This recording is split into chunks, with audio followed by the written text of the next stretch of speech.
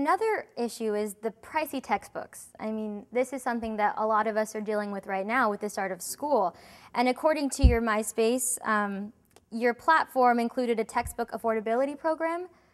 And as a member of the board of the bookstore, do you have any plans of instating this or something like this? We're going to be working with the bookstore to find out alternative ways of getting students to get affordable books. Right now they have the check program and they're actually expanding that. We're actually one of those few universities that are in the test.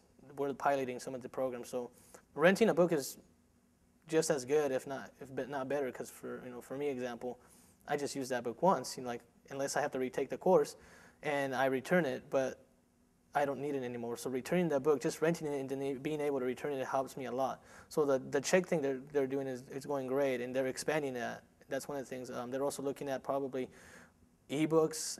Since we're moving to the digital age, they're working on getting more ebooks, more vendors for ebooks, things like that.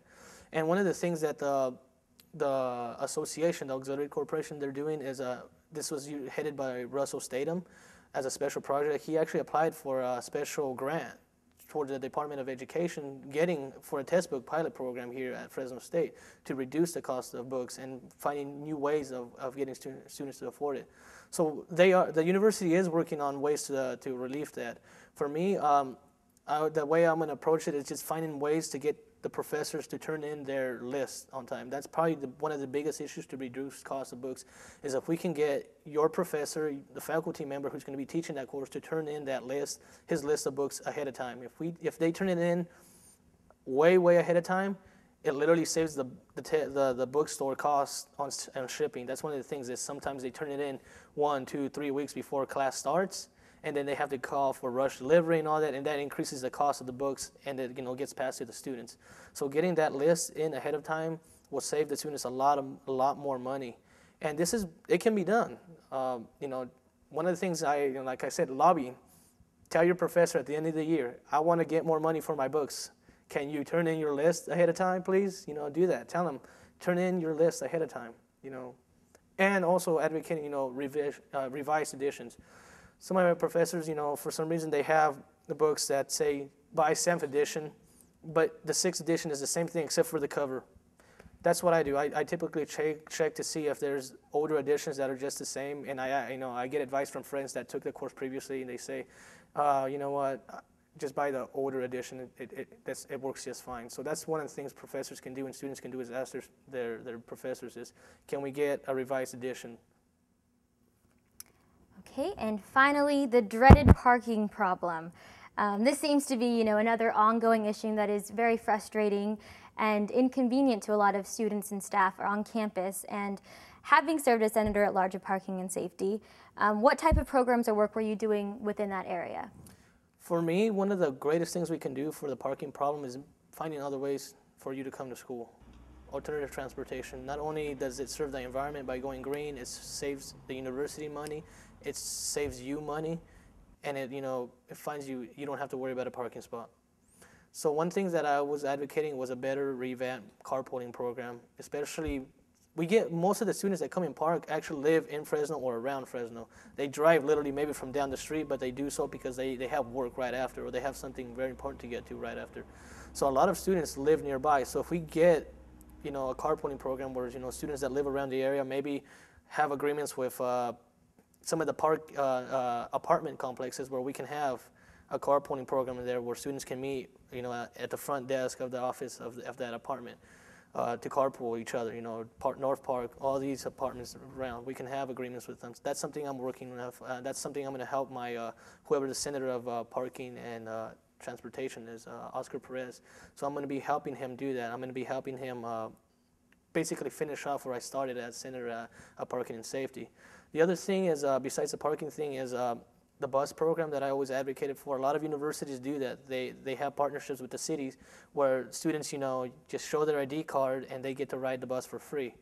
That's very unfortunate that we don't have that here. A lot of universities have that. I want to have that here. But, it's tough budget times for the city, especially, not just Fresno State, but for the city. So, they might not be wanting to do that right now. But hopefully, if we can get the process started, the dialogue started, so we can get that program here.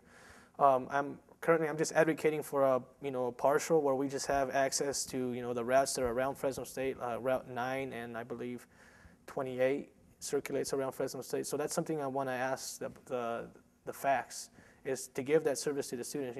Let us use the bus. It saves the university money. It increases your ridership. So it helps everybody. And also you meant the Red Bike program. Are you interested in maybe updating that a little bit? That's funny that you mentioned it because the police department, me and the police department, that's one of the biggest things we're discussing right now, and the whole university is moving towards a bike-friendly campus. We're working on getting new bike racks, a bike barn, and other things going on. That's the bad thing about university things is it has to go to all these procedures and committees. So there's a lot of discussion on where to put it at, where to put all the racks at, and all these things at. And so biking is becoming important, especially as Campus Point gets developed. A lot of students are going to want to find a way to get to campus. They don't want to walk. It's quite far away. So biking, skateboarding, all kinds of those things are going to be important. But with the police department, we're in discussions of either acquiring the whole program or finding ways to actually get plugged into it. So we're working on getting that program revamped, especially for international students. Those students are the ones that use the bikes the most, and a lot of them tell us, they're old. They keep getting stolen or something. So we're going to be working on developing a comprehensive bike program here at Fresno State. So it might not happen this semester, but we're hoping that that'll be one of the few things that gets done by the second semester. And are there any new types of programs you plan on implementing? I believe you once mentioned the possibility of starting a recycling program that could, I don't know, create jobs or something for students on campus. What's the progress on that? Right now, I'm speaking with Leah Hallwell. She's the student coordinator for the Sustainability and Risk Management Sustainability Committee, and she's also an employee of the Risk Management Office. What we're working on is we realized that because of the budget cuts, we can't have a full-fledged recycling center like I dreamed of, like CSU Long Beach. They have an awesome recycling center where they have students who actually work in the recycling center.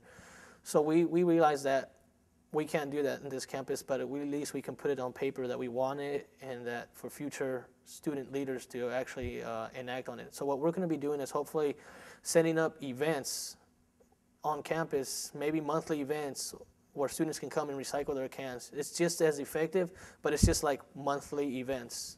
Like maybe in October, come recycle your cans, Saturday for this event, this and that. So we're going to try to do that, make them into events.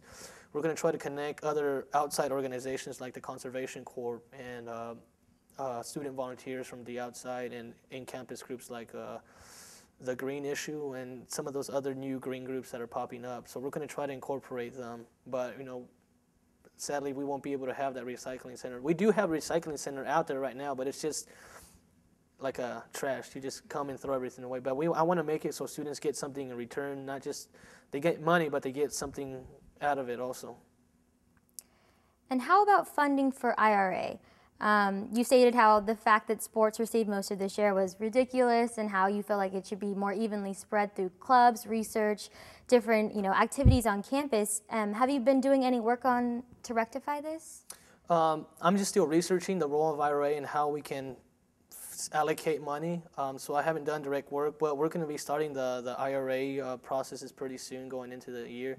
A lot of the money already has been allocated we're going to be allocating for the spring enrollment now, but as of now I haven't done much, but I still hold true to that I want to see I'd rather see more students benefit than a select few of students benefit, but until I see how IRA works, how the funding works, then I can't really say for sure.